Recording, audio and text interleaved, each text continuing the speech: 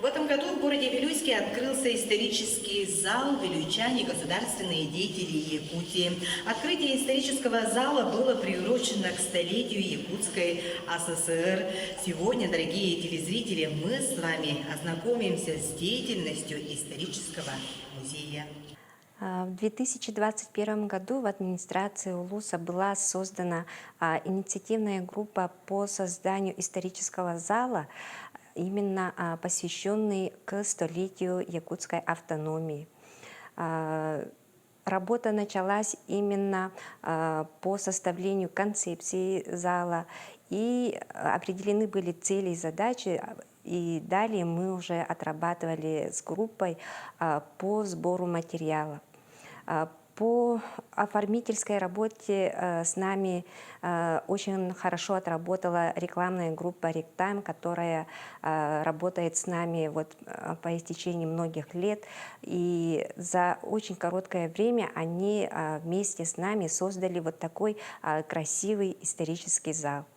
Исторический зал во Дворце культуры основан в целях изучения и популяризации жизни и деятельности и увековечиванию памяти государственных и общественных деятелей Якутии, уроженцев Вилюйского улуса Степана Гоголева, Степана Аржакова и Гавриила Черяева. Основной задачей коллектива было это сбор материалов и их формирование. В этом нам очень помогли Национальный архив Республики Саха-Якутия и музей, объединение музей истории и культуры народов Севера имени Емельяна Ярославского. Мы выходили к ним, потому что материалы музея должны были быть документальными, именно архивными документами, да, потому как они показывали жизнь и всю деятельность наших земляков Гаврила Иосифовича Черяева, Степана Максимовича Аржакова, Степана Филипповича Гоголева. В муниципальном уровне была создана рабочая группа, куда входили работники районного центра культуры, а также централизованной библиотечной системы и интеллектуального центра для детей, это Кескиль, да. И все мы вместе, распределили свои обязанности и начали работу с конца октября. В ноябре уже мы вплотную, взялись за обработку материалов. Самым сложным, трудоемким было, введение в цифру, да, потому что у нас основной материал по государственным деятелям находится в электронном формате, и который позволяет, увидеть и листать электронную версию всех материалов. Да. Над этим работала, у нас специалисты ИТЦ «Кескиль». Ребята очень хорошо поработали. А также специалисты информационно-методического отдела, те же специалисты библиотеки заранее подготавливали материал, составили список литературы, составили библиографические указатели. Мы, работники Вилюйского детского технопарка при интеллектуально-творческом центре «Кескиль» имени Нины Иннокентьевны Протопоповой, работали над созданием интерактивного контента нашего исторического зала. Работали около 2 месяцев, где-то плюс-минус. Работа была легкой, слаженной, потому что вовремя предоставлялись информации, материалы, фотографии. И самое главное то, что мы работали на платной платформе, поэтому требовалось финансирование, и финансирование было своевременно. В основном работали на 2 инструментах. Начальную страницу писали с нуля, и внутри нашего контента использовали конструктор сайтов на ЕМЗ. ЕМЗ — это конструктор сайтов, но более такой продвинутый, имеет такие 3D-анимации и какие-то навороченные новые крутые анимации там. работали в основном с технической стороны, писали код на HTML и CSS, визуальной стороной, чтобы оно работало корректно, чтобы переходы все работали и картинки оставали все ровно и пропорционально.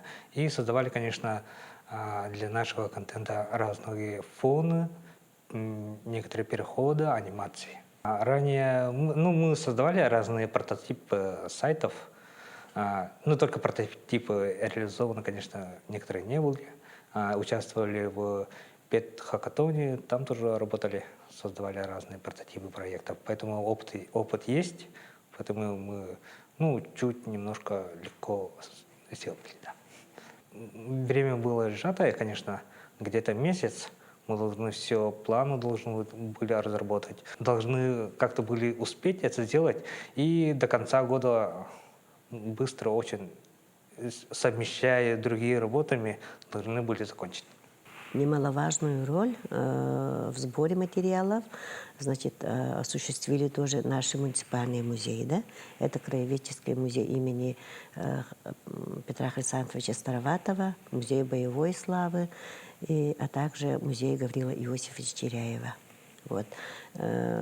Выезжали по сбору материалов, и специалисты тоже нам предоставляли необходимые документы, которые, значит, очень помогло. Так, и именно в этот год столетия создания нашей якутской автономии, то, что у нас открыт исторический зал, это очень символично. Это, во-первых, нам даст возможность еще раз пропагандировать роль вилюйчан, видно, государственных деятелей в создании и развитии нашей родной республики. А также у нас отдельно есть материалы по нашим депутатам из нашего округа, да, Верховный Совет Якутской АССР. И, значит, это даст молодому поколению еще раз расширить свои знания. В нашем историческом зале мы решили показать вклад наших земляков, вилюйчан, которые были представлены в представительных и законодательных органах. Конечно, их вклад был огромен в развитии нашего вуза, в развитии государственности республики и Российской Федерации в целом. Открытие исторического зала – очень знаменательное событие. И я думаю, что наша молодежь и все мы должны знать, кто из наших земляков участвовал в становлении нашей государственности, нашей Якутии, развитии. Я думаю, что сюда будут ходить молодежь, учащиеся, и будут узнавать о своих выдающихся земляках и будут гордиться ими. И это самое главное. Память должна оставаться навсегда.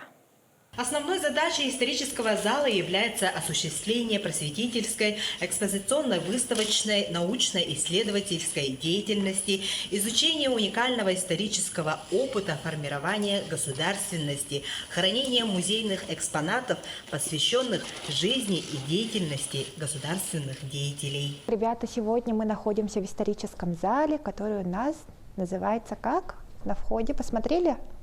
Зал у нас посвящен выдающимся государственным деятелям родом из Вилюйска.